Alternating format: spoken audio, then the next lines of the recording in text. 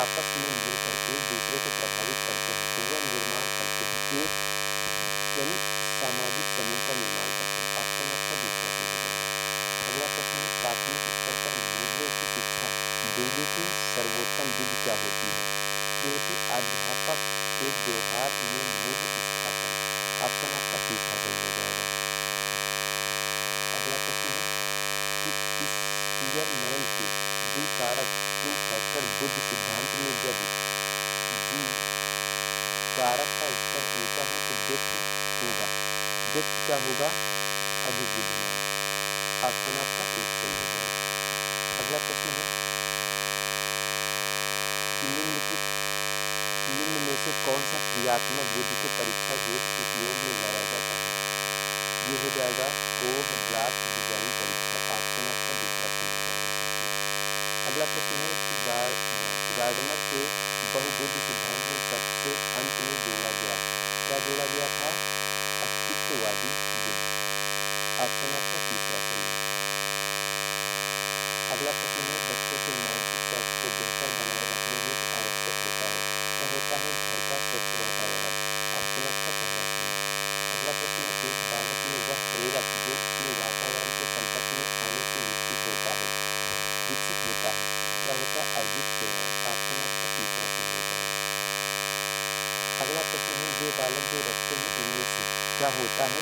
ये होता है उनमें मौलिक चिंतन की शक्ति पैदा नहीं हो पाती। ऑप्शन आपका तीसरा सही हो जाएगा। अगला प्रश्न है कि कक्षा में एक शिक्षक क्रम संख्या बोलकर बालक की उपस्थिति लेता है इस विषय में आपकी क्या राय है? तो यह अच्छा तरीका नहीं है, इससे शिक्षक के साथ बालक का सीधा संबंध नहीं बन पाता है। ऑप्शन आपका तीसरा सही हो जाएगा।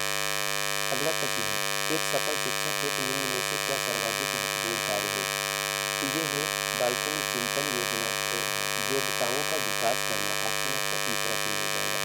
अगला प्रश्न है किसी बालक में उपलब्धि प्रेरणा का मापन करने हेतु उपयुक्त होता है क्या उपयुक्त होता है? प्रसंगात्मक बोध परीक्षण। ऑप्शन आपका दूसरा सही हो जाएगा। अगला प्रश्न है निम्न में से क्या स्मृति का तत्व नहीं है? विलोपन। ऑप्शन आपका चौथा सही हो जाएगा। स्मृति का तत्व नहीं है विलोपन। चौथा ऑप्शन आपका सही हो जाएगा। अगला प्रश्न है कि सीखने का प्रयत्न एवं तुर्क सिद्धांत किसके द्वारा विकसित किया गया है? तो ऑप्शन आपका तीसरा हो जाएगा थार्नडाइक के द्वारा। ऑप्शन तीसरा। अगला प्रश्न है आपकी कक्षा के बालक खेल कूद कर रहे हैं तो आपको उनके साथ सक्रिय रूप से खेल कूद में भाग लेना चाहिए क्योंकि इससे आपको बालक के निकट संपर्क में आने का अवसर मिलता है। ऑप्शन आपका पहला सही हो जाएगा साथियों। ठीक है, अगले प्रश्न की ओर हम लोग आगे चलते हैं।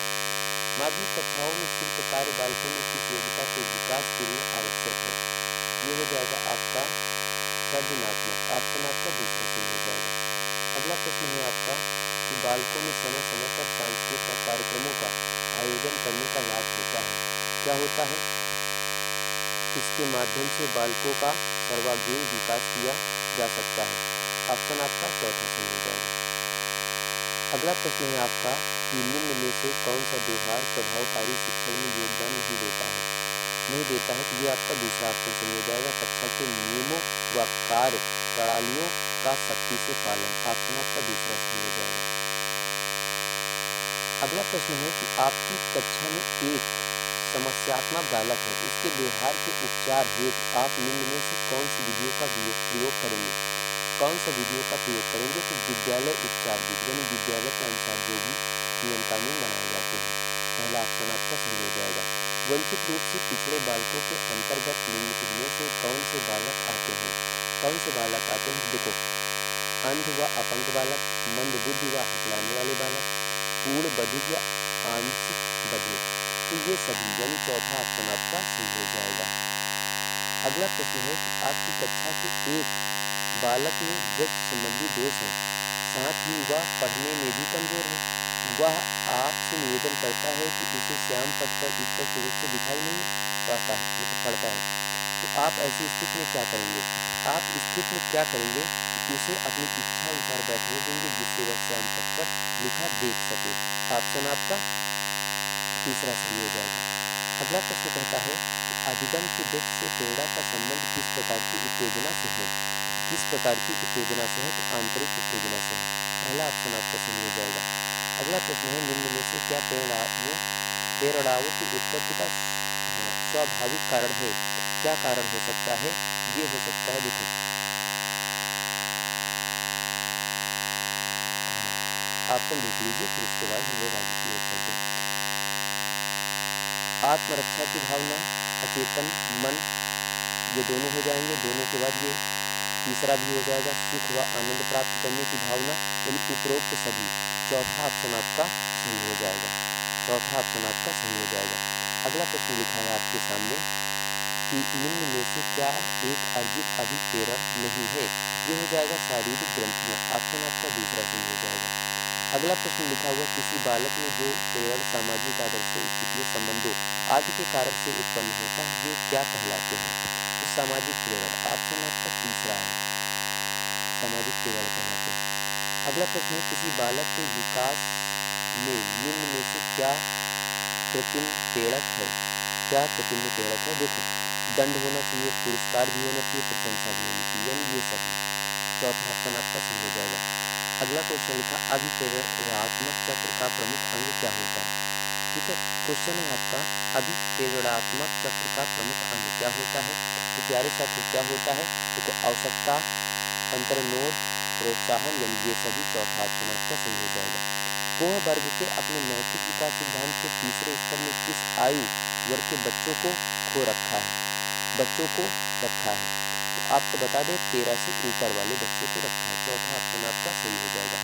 अगला प्रश्न लिखा है, हाँ, डिसलेक्सिया में यह करने में कठिनाई होती है। क्या होती है?